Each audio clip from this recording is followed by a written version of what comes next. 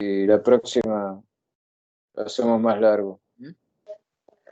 Vale, pues estamos aquí en pocos minutos. Bienvenidos, conceptos fundamentales de Lacan. Hoy, de la mano del doctor Daniel Schigel, como siempre, pues vamos a tratar de abordar el tema de la mejor manera posible, lo que es la epistemología de Coiré, y cómo ésta se ve inmersa en la obra de Lacan. Para esto, pues quisiera que el doctor comenzara. A medida de lo posible, tratará de añadir algo y también de hacer algunas preguntas para ir dilucidando, ¿por qué no?, al espectador y que esto se pueda digerir de la forma más simple que podamos. Así que, bueno, Daniel, ¿cómo estás? Y adelante, puedes comenzar. Bien, bien, gracias. Sí, pensaba retomar este tema de lo real en Lacan por sugerencia de Salerno, que son una de las personas que nos ve, y Sí, él pensaba que, bueno, había algunas cuestiones que no le habían quedado muy claras, sobre todo la relación entre el pensamiento de Lacan acerca de lo real como imposible y la epistemología del epistemólogo francés Poiré. claro. Poirier es reconocido por haber iniciado, digamos, una serie de investigaciones acerca de la historia de la física, ¿no? De la física Sí, moderna, sí, básicamente de Galileo Galilei y también de Descartes, sí, en un trabajo que se llama Estudios Galileanos, ¿no? exacto. Y en ese trabajo lo que hace es constatar el hecho empírico de que Galileo Galilei en realidad no realizó los experimentos que se le atribuyen, ¿no? De hecho, en la época en la que Galileo se dice que subió a la Torre de Pisa y tiró dos objetos, uno más pesado y uno más liviano, y vio cómo los dos llegaban al mismo tiempo al suelo, la Torre de Pisa estaba cerrada, estaba clausurada y estaba en reparación, con lo cual ese experimento no podría haberlo realizado nunca.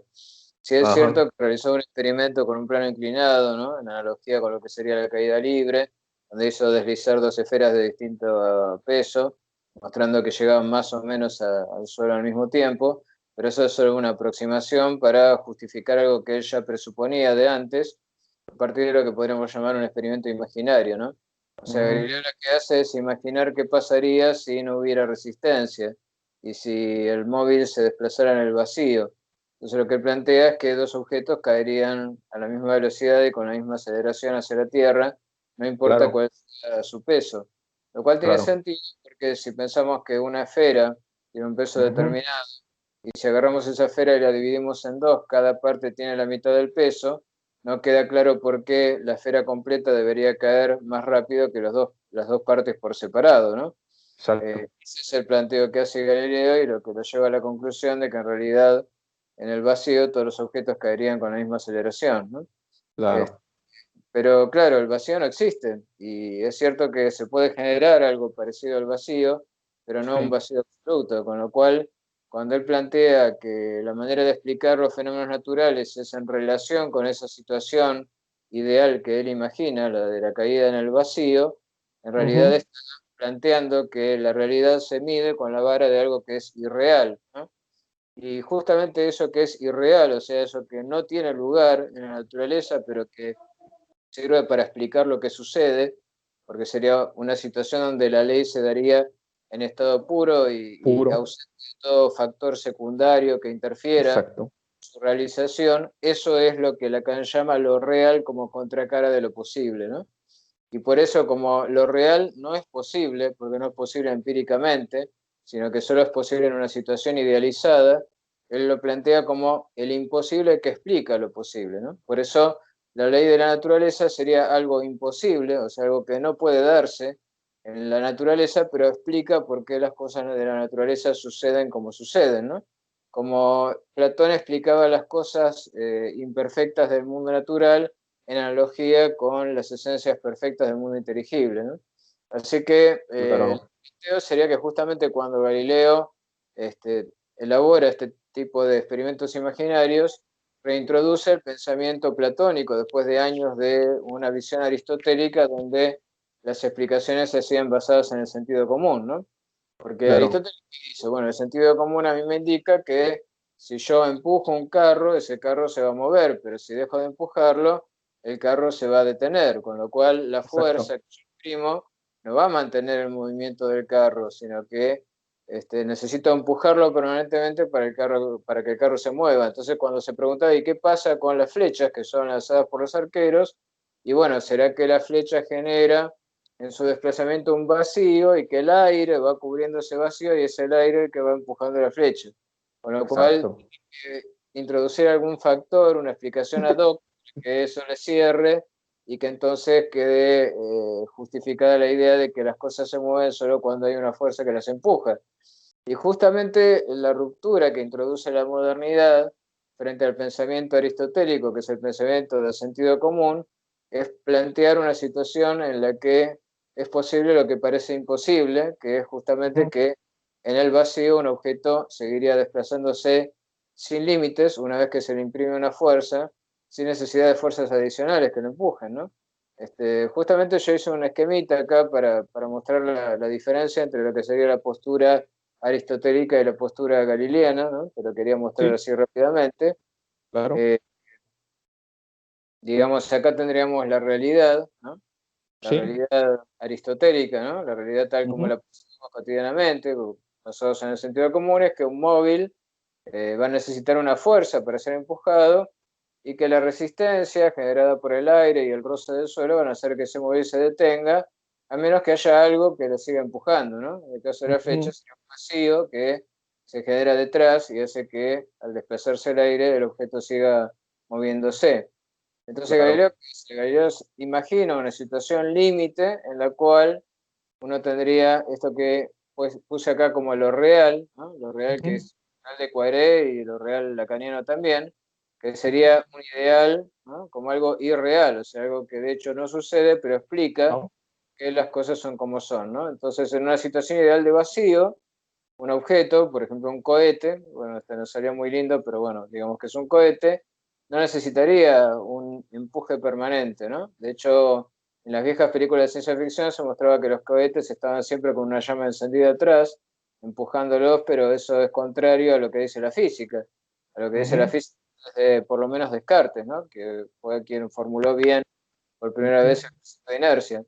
O sea, Ujú. de hecho, en realidad no es necesario una fuerza que empuje el móvil en el vacío, sino que un cohete se va a seguir desplazando una vez que ha salido de la influencia de la Exacto. gravedad terrestre, sin necesidad de impulsos nuevos, salvo para evitar que caiga hacia otro objeto o se desvíe por efecto de la acción de la gravedad de algún cuerpo que esté cerca, ¿no? Pero si Sí, no, por va a supuesto. seguir el movimiento rectilíneo y uniforme de manera ilimitada en el vacío. Lo que ocurre también es que no hay espacio absolutamente vacío, ni siquiera en el espacio exterior, ¿no? Por eso Ujú. decimos que es una situación irreal, o sea, algo que no sucede. Por Por eso supuesto. imposible, en el sentido que Lacan da a este término, ¿no? Por eso Lacan dice lo real de la ciencia, es Es lo imposible. imposible. Pero es una situación que no se da, que no se da de hecho en el mundo, ¿no? Y esto lo podemos ver también incluso en la teoría de Einstein, o sea, no se limita a la Sí. teoría de un espacio y un tiempo absolutos como en la teoría de Newton, ¿no? De la física, sino que aún en la Ujú. teoría de la relatividad hay absolutos también, ¿no? Porque la velocidad de la luz, c, que sería la velocidad de la luz, establece dos conos, ¿no? Dos conos, uno que va hacia el pasado y otro hacia el futuro, que es el de todos los eventos que están conectados causalmente entre sí. ¿Por qué? Porque Einstein plantea que como no hay nada que se mueva más allá de la velocidad de la luz, tiene que transcurrir un tiempo hasta que un objeto ejerza influencia sobre otro. De hecho, Ujú. cuando vemos las estrellas a lo lejos, vemos el pasado, no vemos las estrellas como son ahora. Eso que Claro. sería acá lo imposible justamente de percibir o de experimentar, sería cómo son las estrellas en este momento. Por ahí ya Exacto. desaparecieron, por ahí sufrieron un colapso, por ahí se convirtieron en agujeros negros, pero no podemos saberlo hasta que no nos llegue la luz de ellas. O sea, solo en el Claro. futuro vamos a ver lo que está pasando en estos sectores en este momento, o sea, en los sectores que están fuera de la posibilidad de una acción causal a partir de Sí. alguna clase de onda electromagnética o onda luminosa, ¿no? E incluso Claro. de las gravitatorias que se descubrieron hace poco. Así que también acá aparece el dominio del imposible fuera de los conos de luz, ¿no? Dentro de los conos de Claro. luz, los límites de lo posible, fuera de ellos lo imposible, y la velocidad de la luz es el límite mismo, ¿no? Que marca la separación entre lo que Ujú. podemos llegar a percibir, lo que podemos llegar a explicar causalmente y lo que queda fuera de toda comprensión, ¿no? Y de toda Por experiencia. supuesto. Por supuesto. Que lo único que tenemos es eso, ¿no? Siempre todo dentro de cierto contexto, ¿no? De cierto contexto dado por las leyes de la naturaleza. Entonces la ley de la naturaleza es como que tiene dos caras. Una cara mira hacia lo posible, que dentro de lo cual tendríamos lo que ocurre en la realidad, que es lo contingente, y la otra cara mira hacia lo imposible, o sea, marca el límite entre lo que puede y lo que no puede suceder, ¿no? De la misma Claro, manera que pasa el objeto A en Lacan, ¿no? Que está siempre en la línea del horizonte y que marca que más allá de ahí no se puede ir. Y a su vez el objeto A es algo inalcanzable porque sería la realización plena del deseo y eso es imposible, ¿no? Es imposible satisfacer el deseo en el sentido absoluto, ¿no? claro, y que me parece bastante significativo esta epistemología de Coiré, porque hace una crítica a lo que vendría a ser el empirismo. De hecho, lo que dice este historiador israelita, Yuval Harari, va a decir que realmente en la modernidad lo que cambia en la ciencia es que se reconoce la propia ignorancia del sujeto. Sin embargo, va a contestar el profesor Ernesto Castro de España, va a decir, no, no es cierto. Lo que realmente cambia, porque eso ya estaba desde Sócrates, Sócrates ya admitía su ignorancia, ¿no? Lo que realmente va a cambiar en la ciencia, en la modernidad, va a ser que el experimento va a tener más peso que la reflexión filosófica, ¿no? Y se le ha dado tanto peso al experimento sin ponernos a cuestionarnos siquiera, pues, cuáles son los límites para crear un experimento, porque dentro del experimento no puedes crear vamos a decirlo así, no puedes crear las variables puras y no puedes tener un campo aislado donde puedas ver una ley en su plena actividad. Y es aquí algo que tú mencionabas y que a mí me queda así como iluminador, pero que realmente siempre estuvo ahí, que los científicos actuales y por supuesto los antiguos, pues siempre fueron más idealistas de lo que creyeron, ¿no? Que de hecho muchos se autodenominan realistas críticos, que dicen, sí, nuestra teoría pues medio se acerca a la realidad, pero no la alcanza a aprender. Y lo que dicen algunos críticos del realismo crítico sería que realmente lo que están ocultando es que no son tan realistas, sino que son más bien idealistas. Ya nada más para sumar esta parte, pues quien se atrevió a cuestionar también esto fue Immanuel Kant, tú lo conoces muy bien también, cómo se pone a hacerse preguntas sobre hasta qué punto la razón es suficiente para poder aprender la realidad, hasta qué punto lo empírico es suficiente. Me parece que va un poquito de la mano también y puede converger bastante con lo que dice Coiré. Y lo que tú mencionas es muy importante, porque Lacan en el seminario 18 dice algo como, no lo voy a citar exactamente, pero parafraseando dice como, en lo real, la sucesión A y B, eh, por más de que no podemos escribirla, no significa que no vaya a afectar en nuestra realidad, ¿no? Y es precisamente lo que mencionas, el hecho de que la ciencia y todo su avance tenga la parte de lo posible como, si se quiere, el conocimiento que se puede difundir, que se puede compartir, el conocimiento que se considera, pues, de alguna otra forma oficial, ¿no? De lo que es la realidad, que a final de cuentas es eso, es una construcción a partir de lo que nos es posible alcanzar de lo que sería lo real, pero no significa que lo real no actúe, que no exista, que lo real no tenga participación, sobre todo, pues diría yo, en el sujeto. Igual, si pudieras ir por ese derrotero, como Lacan no solamente toma la epistemología de Coiré, pues para, si se quiere entender el mundo y quedarse como, ok, ya entiendo que el mundo pues tiene sus propios límites, o al menos el mundo humano. Entonces, no solamente hace eso, sino que también le da un espacio dentro de su teoría, pues, a lo imposible. Claro, yo creo que lo que más se acerca a la idea de lo imposible en Lacan es los conceptos Sí, de Dios, alma y mundo en Kant, ¿no? Porque claro, justamente en Kant tenemos esa doble cara que tiene estas ideas, ¿no? Lo que se llama ideas de la razón, que son que por un lado no pueden conocerse, ¿no? O sea, es sí, imposible alcanzar un conocimiento empírico de ellas porque salen más allá de toda experiencia posible y entran claro, dentro del campo de la metafísica, ¿no? Y la metafísica siempre entra en contradicciones porque puede afirmar y negar al mismo tiempo, entra en paralogismos y antinomias, ¿no? Pero por otro lado, sirven como ideales, en el sentido de que regulan el desarrollo del conocimiento científico porque plantean el ideal de todo conocimiento posible, ¿no? Es como decir, bueno, esto sería lo que podríamos llegar a conocer si lo claro, conociéramos, pero ese conocimiento absoluto, total, es imposible. O sea que también funcionan como lo real, como imposible en el sentido lacaniano, ¿no? O sea, en el sentido de aquello que no puede llegar a conocerse, Claro, orienta de alguna manera, guía el desarrollo del conocimiento, ¿no? Como planteando el límite de lo posible, ¿no? sí, Hasta ahí podemos llegar a entender, dice Kant. Más allá de ahí, no.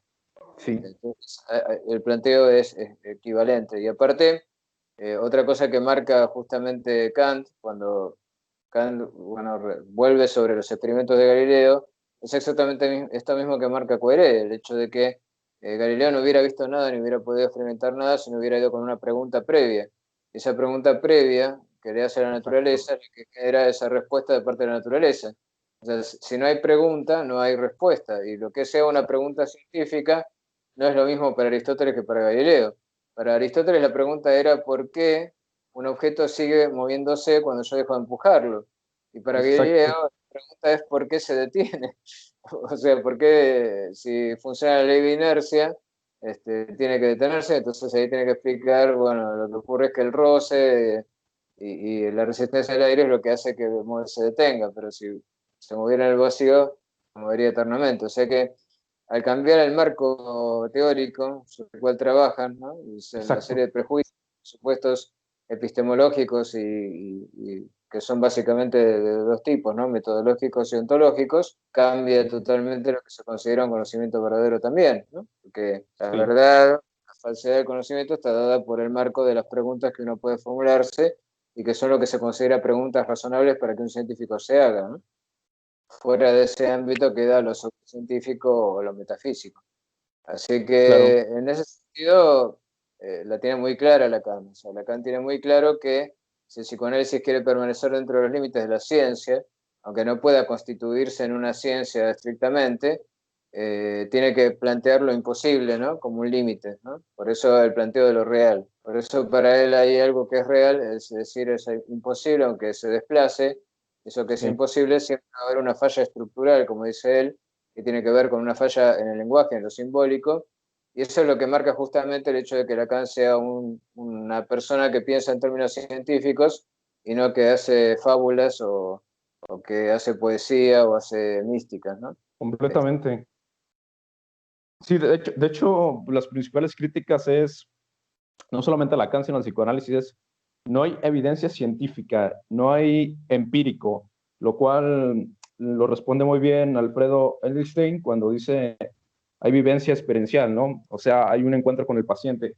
Y, y que de hecho, esto que mencionas, yo quisiera marcarlo casi así con galardonarlo, porque es súper importante.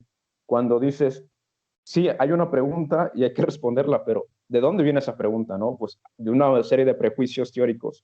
Y a esto, un epistemólogo que de hecho estuve por ahí, por aquí tecleando, pero no lo encontré el nombre exactamente, así que no me voy a equivocar, solamente diré que un epistemólogo decía que cuando alguien dice, es que los datos nos dicen tal cosa, esos datos están cargados de teoría.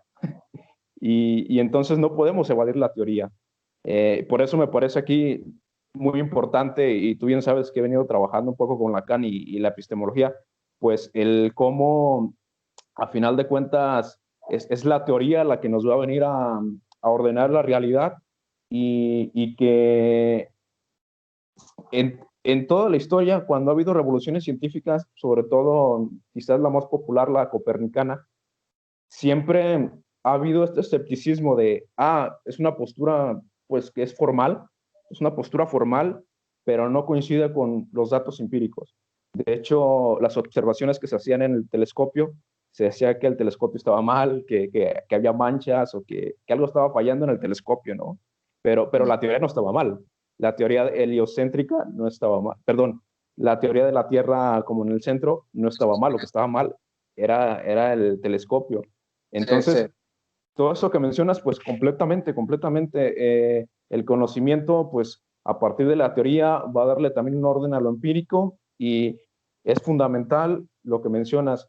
Hay que hacer una distinción entre lo posible, que a mi juicio sería las capacidades humanas logran entender, y lo imposible, que sería lo que sí está pasando, lo que está en estado puro y lo que es inalcanzable, pues me parece por el orden del entendimiento.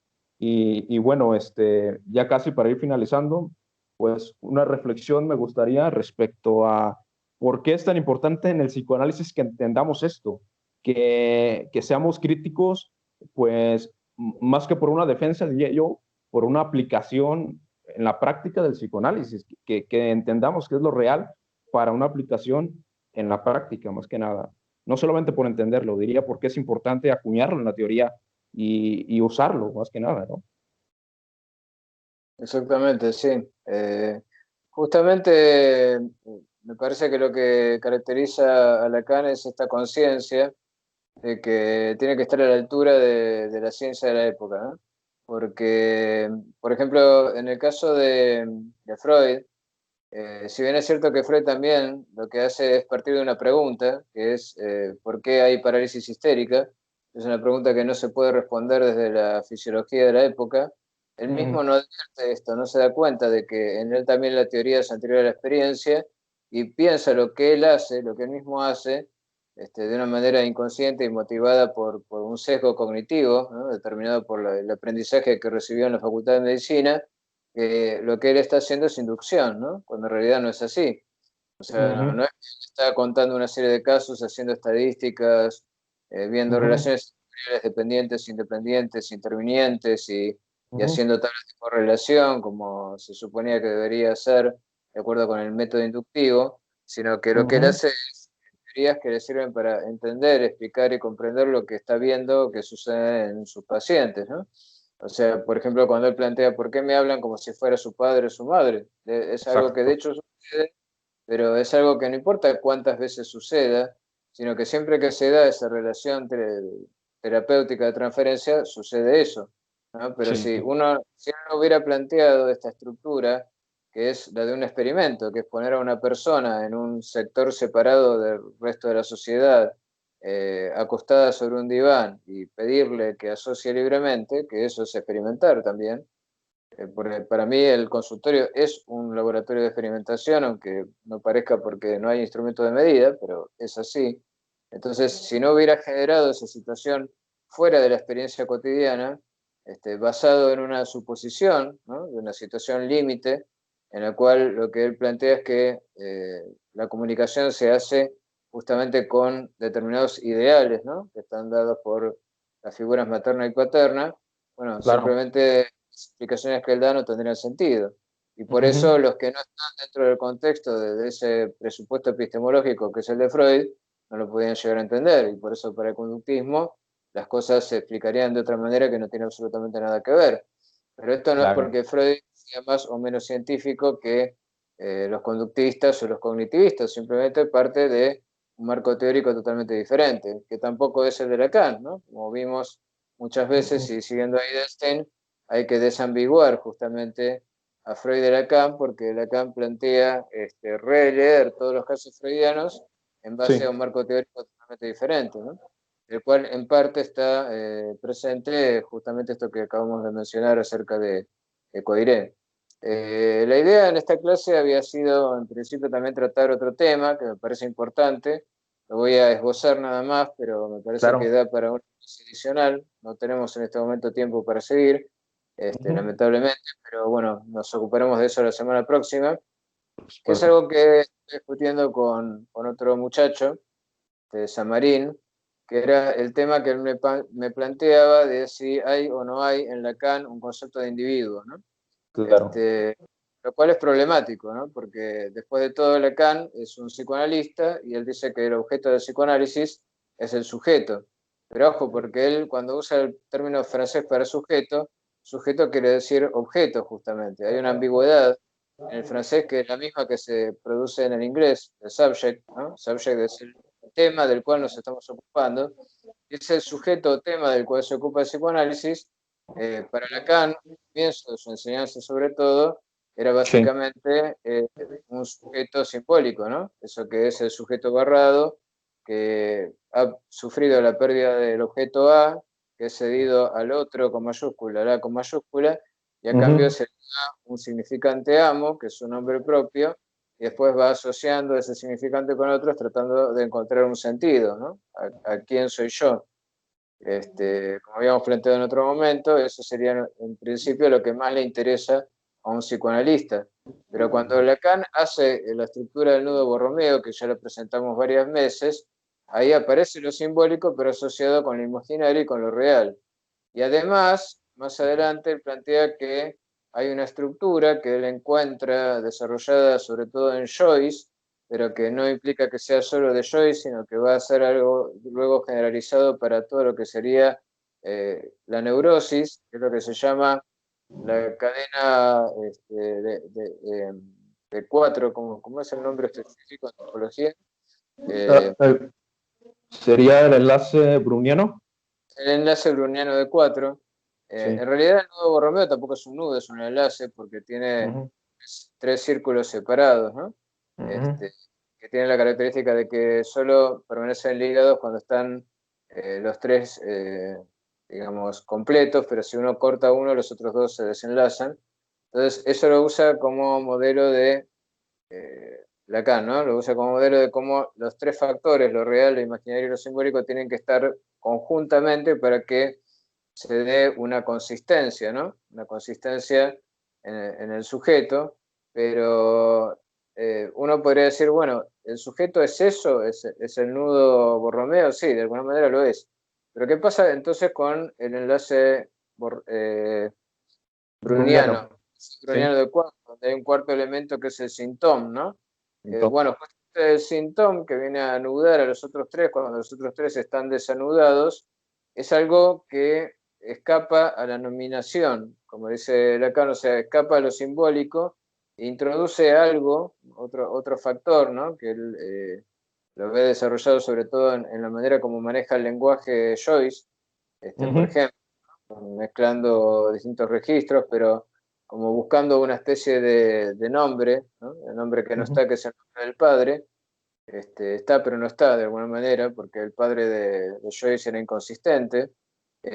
Bueno, esto llevaría a desarrollos muy largos que no podemos hacer ahora, pero lo importante es que ahí aparece, me parece, algo que es individual, ¿no?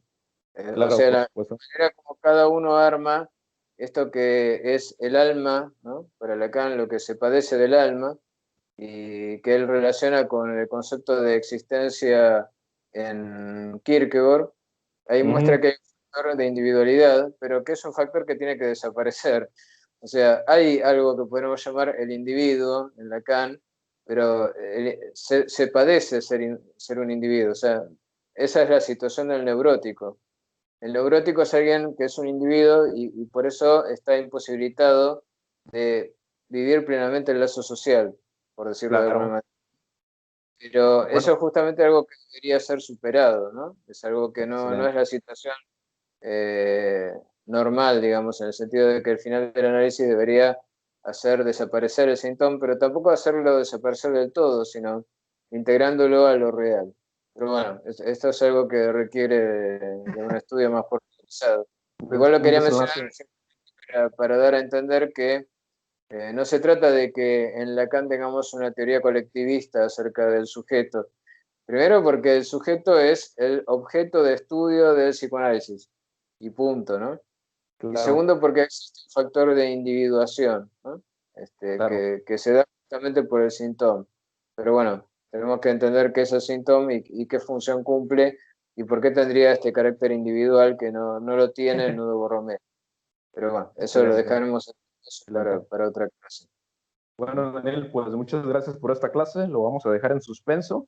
Igual añadir a lo que tú me comentabas, que me parece significativo, una de las críticas que se les hace a Zizek es que él no considera el cuerpo, lo cual es mentira, me dices, y también considerar que el estado del espejo, pues creo que por ahí nos puedes gozar bastante, pues como si es que hay un cuerpo individual más que nada.